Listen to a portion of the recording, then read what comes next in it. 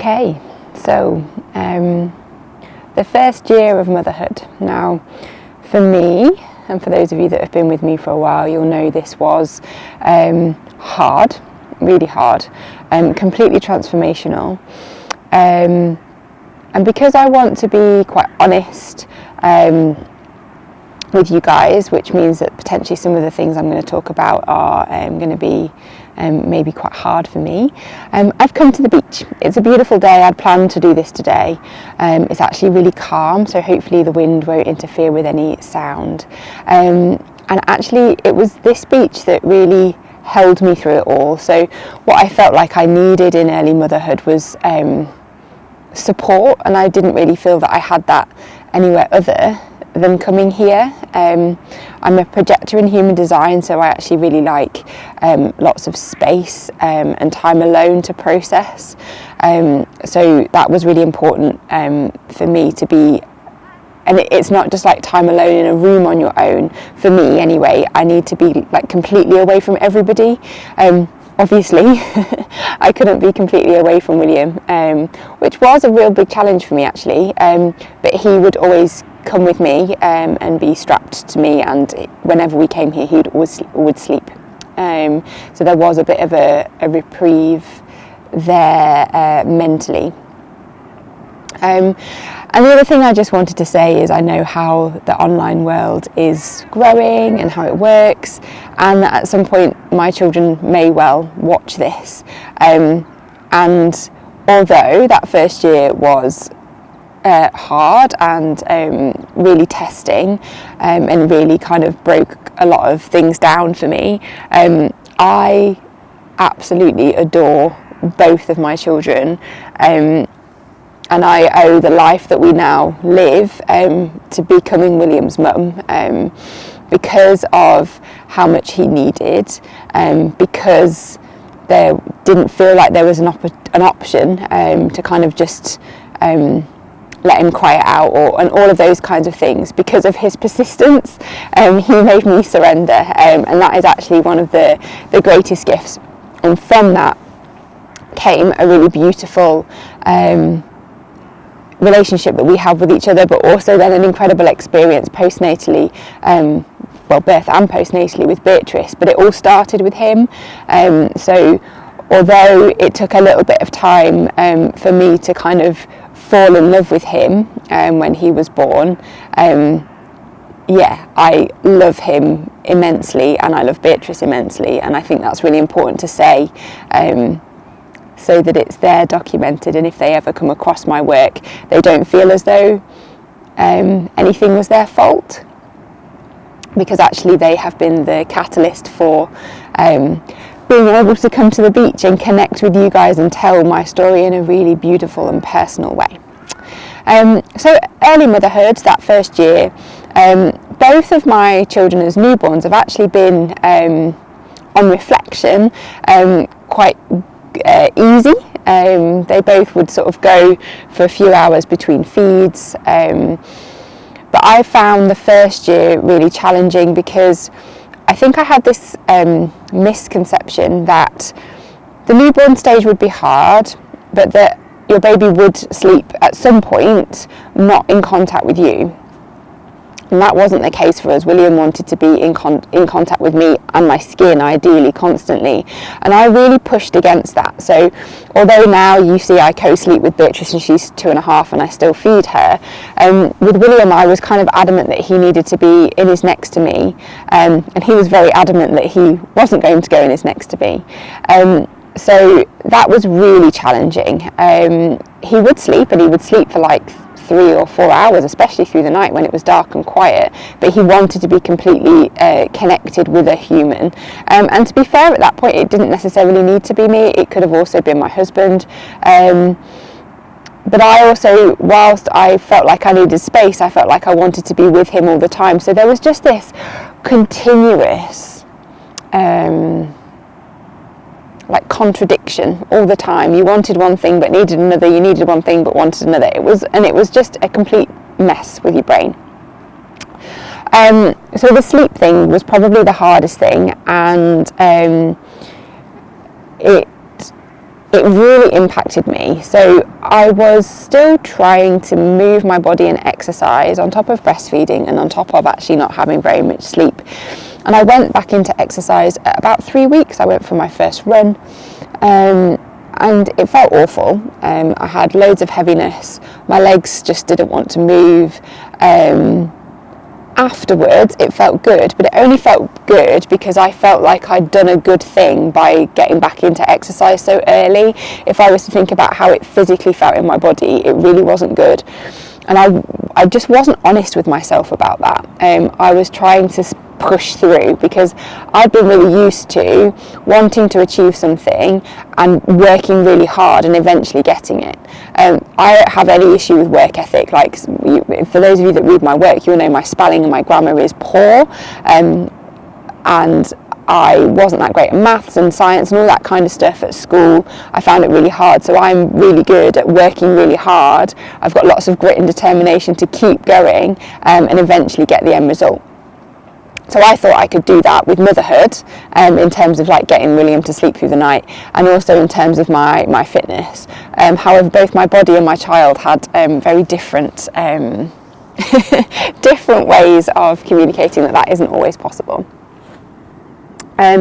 So in terms of movement, because I was breastfeeding, the time that I could actually get away from William was very short. So I felt like I needed to cram in a lot of high intensity movement when I could get away from him, which meant that I did go for runs quite frequently. But the guilt that came with that was excessive. He would cry whenever I left, particularly once he got to kind of that 3-4 month mark and he knew that he was being left with Ben. Well, it was only 3 months actually, because then it was COVID. So yeah, he would cry whenever I left, and that was really hard as well. And from a breastfeeding point of view, what I felt was, and I've never found anywhere that had this written in research, so this isn't evidence-based, this is just my experience, but the fact that it's my experience probably means that it will be some of yours as well. What I found was when I did really high intensity exercise, I obviously put quite a robust sports bra on, which compressed my boobs down. And then what that would mean was that I would get like an oversupply of milk. But what I also found was when I fed him when I got home, after that feed, so about an hour after that feed, he would become really fussy. And I wonder if some of that was lactic acid kind of kicking around. I don't know, because again, I've not managed to find any research on it. There isn't a huge amount of information about breastfeeding mothers and returning to exercise. We're a lot better in terms of research about exercise and returning to movement after postpartum. There's a lot more stuff out there now than there was 5 years ago, 6 years ago. But around the breastfeeding thing, not so much. So I definitely feel as though something about me exercising had an impact on how much milk I produced. It made me produce more, which in turn made my body more tired. And also I think the way it hit his stomach was different. So I thought that's one thing that I really wanted to share. And again, that was another, like, I can't think of the word, that kind of split between doing what I thought I should do, which was move my body, because that was going to help make my brain feel better, make my body feel better. That was what all the experts were telling me that I needed to do. But also this feeling that actually, one, I was so tired and I found it so physically hard. But also two, I think it was impacting my child. And it felt almost wrong to be doing it. And that was then when I was like, well, actually, maybe we should try and get him on formula and give him a bottle, or maybe I should try and express milk before I go and then give him a bottle and express after I've exercised to get rid of whatever milk was kind of contaminated with whatever. So again, really to be clear, this isn't evidence-based, it's just my personal experience. So yeah, that was definitely something that impacted the first few months, because then COVID hit. And I really was desperate to have structure.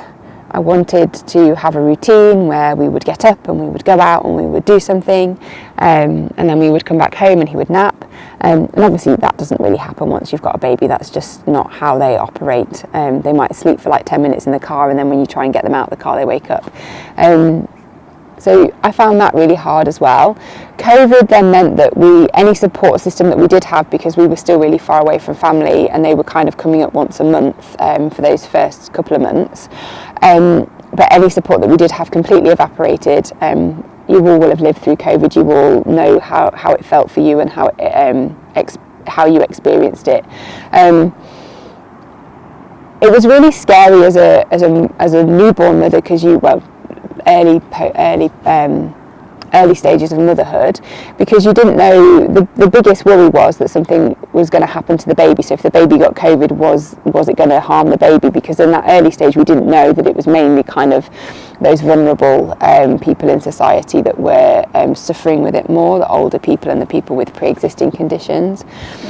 So that was a real fear, and that's actually a fear that sort of carried on with me. So when I take them shopping, I won't put them in the seated. I didn't put them in the seat of the trolley when they were newborns and babies until they could sit up. And before we go into the shop, I sanitize my hands, their hands, and when we come out of the shop, I sanitize my hands and their hands. Some of you will say that's just good practice, but I probably wouldn't have done that before COVID, and that's definitely something that I do. Really actively do now. When we get home, we always wash our hands. From wherever we've been, we always wash our hands. So yeah, there's kind of a thread that runs through there in terms of that worry about getting poorly. So COVID happened and it felt really isolating. So I think that's the other theme that I wanted to share with you in terms of that first year of motherhood. I felt so alone. And I wasn't alone. Obviously I had my husband at home, and there was groups and things that had carried on online, so there was the opportunity to connect, but I just felt like nobody understood what I was going through. I think my mum was a single mum, so she did things very differently, and I think I was a very different baby as well. I think I was probably slightly more compliant.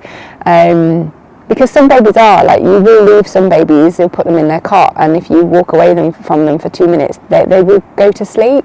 William didn't do that. If you put him in his cot, we did it one night when he was about 8 months old. I was so tired, and Ben was like, this is ridiculous, let's just try and see what happens. We did it one night and it was 2.5 hours of crying. We did it the next night and it was 3 hours of crying, and at the end of those 3 hours he was still crying louder than he'd ever cried, and I just said, I'm not doing this anymore. I went and got him out of his cot, and that was when I put a mattress down on the floor in his bedroom, and I just started to sleep with him when he from that first point that he woke up in the night. And actually that meant that everybody got more sleep. The reason I didn't want to co-sleep with him when he was smaller was because I was really worried that I was going to hurt him. And that brings me round to the other thing that I wanted to talk to you about, which was this self-trust thing. Because my birth, as you will have listened to, some of you, I didn't come out of my birth feeling like I'd done a good job. I didn't feel like my body had done the right thing. So I didn't have this extra boost of kind of like confidence in myself after I'd had William, and that really impacted on our postnatal experience. That really impacted on our first year, because I didn't trust that what my body was telling me was right. So I thought that all of the external advice, all of the systems that were available, like crying to sleep and offering a bottle every so often to try and get them to take a bottle, those sorts of things, I was desperate for these systems to work, and none of them did. And each of the systems was completely the opposite of what my body and my brain were telling me to do. And I felt like the system had the authority over what my body and my brain were telling me. I wanted to override my intuition, because surely the system should work. And again, that goes back to all of the experience that I'd gathered through my life so far. Systems work. Like, I see it now a lot with trying to send William to school every day. There's some days he really hasn't got the capacity and he doesn't want to go. But we tell our children that they have to go unless they're really poorly. So if they've got a cold, they can still go. But a cold is your body telling you need to rest. but our society doesn't allow for that. So we've had this conditioning from birth pretty much all the way through to getting to motherhood, where you go against what your body tells you to do, and then you land in motherhood, and actually the best way to land softly into motherhood and to serve your baby is to follow your instincts. And again, society makes that quite difficult because maternity leave is only 9 months, and then you need to go back to work to earn money, or there's this idea that we should be going back to work to earn money because women need to be successful. And that was all playing in my mind as well. Because I lost my job when I was 8 months into maternity leave. I was made redundant because of COVID, but also I think regardless of COVID that would have happened at some point. Now actually redundancy was the best thing that could have happened to me, because it allowed me to really reframe how I was going to make working and having a child work. And because of how much William needed from me, I knew I couldn't give full capacity to a full-time job like I had before, so I knew I couldn't go back into the corporate world. And I'd always wanted to be a yoga teacher. I got the personal training qualification already, and kind of that had always been something I thought about, just teaching yoga, and so the redundancy allowed me to kind of reshape that path. But I'm also aware that a lot of you listening to this will be very much planning on going back into a job that you had before you became a mother.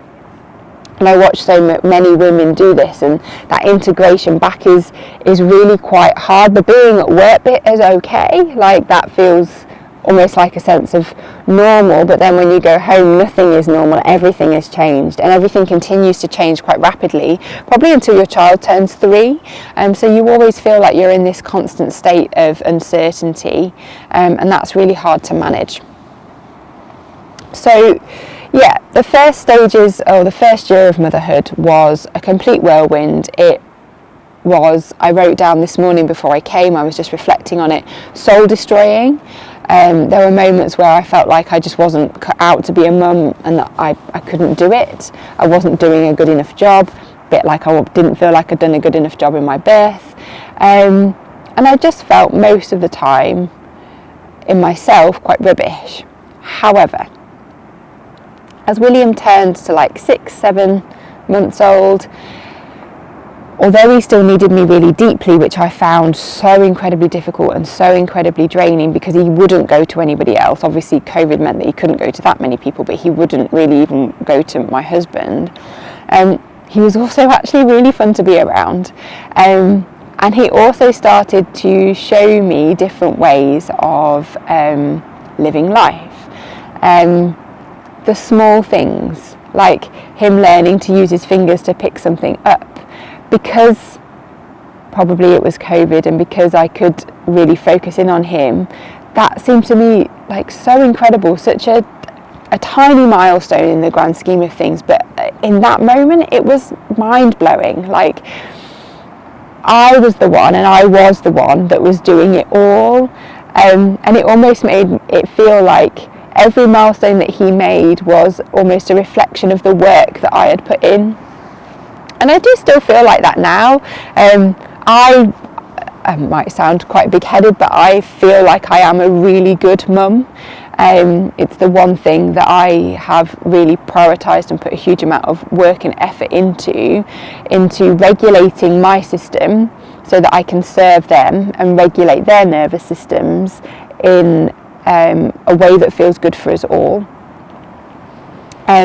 So even their achievements now feel like a huge achievement for me too. I really feel everything that they feel, like really deep in my body. And I'm not sure all mums feel this. And I don't know if it's something to do more with breastfeeding mums because of all the hormones that we have that drive us to want to be with our babies. But breastfeeding mums, I think, from watching how breastfeeding mums respond to babies as well, in class and things, they're more likely to respond sooner because of how their hormones are kind of driving them to do that. But what I think is quite difficult for breastfeeding mums is when they're trying to push against it. And I was definitely one of those people that first time round. I really did try and push against following that intuition, as I've already shared with you. And one of the things, I've kind of done a bit of a zigzaggy thing here around that first year, but one of the things that I wanted to share that was really quite poignant for me was when William was about, I think he was about 8 months old, I tried to go for a run. I think I'd got him in the buggy, I think I got him in the pushchair, because he needed to nap. And it took him quite a long time to go to sleep. He was really upset, but he did really need to sleep. So he was in the running buggy, I was running, and I ran less than half a mile, and the pain in my legs was, unbearable. I had to stop running. And it was shin splints, I think, essentially is what it was. But it was so painful, and it was raining, and I just cried. I stopped and I cried, and I really questioned why I was doing it all, why I was pushing myself to get out every day to go for a run, to be at home and do the HIIT workouts, because that was something else that I started to do. They weren't pregnancy and postpartum HIIT workouts. They were with a trainer that I knew really well. I'd been to university with her, and she'd had a baby, but her experience had obviously been really different to mine in terms of her recovery, and I found them so difficult and so challenging, but I still pushed on because I thought that by pushing on, moving my body, because that was the right thing, I was going to get the result that I wanted. I was going to feel better and I was going to get stronger, and it just didn't happen for me. I had to, first of all, nourish my system. So I stopped doing exercise when William was about 8 months old, and I completely invested in yoga. So I know yoga's exercise, but it's a lot more gentle and it requires a lot more body awareness. And what I slowly began to realise was that there was things with my posture and alignment that just weren't okay, which meant that I couldn't do a lunge, I couldn't do a squat, I couldn't really get through a day without being in quite a lot of pain in my lower back, in my chest. My chest used to hurt a lot as well.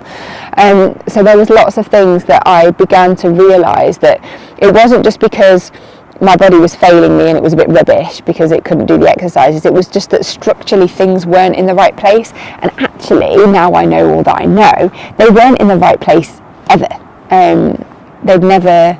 I'd never properly aligned, partly because as a little one I was highly anxious, lived in quite a lot of anxiety and stress, and my nervous system never had the chance to feel really safe.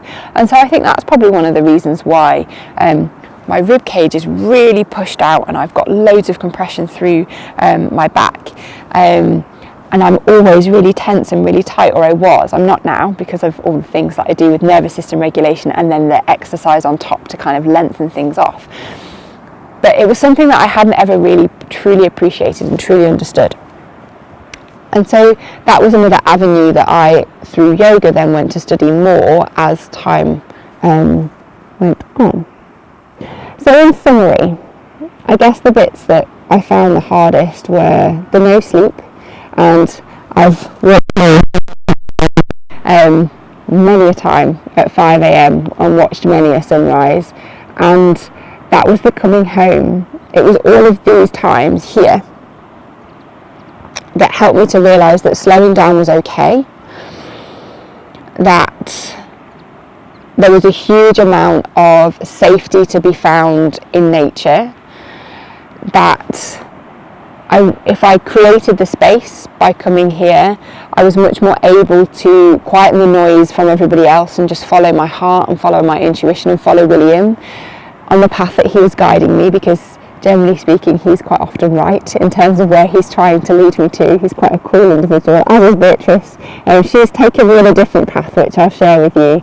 She's kind of brought me back into some of the systems and things, and then helping them land with nervous system regulation that I learned from William. So yeah, both of my children have led me on beautiful paths to help me do the work that I do now.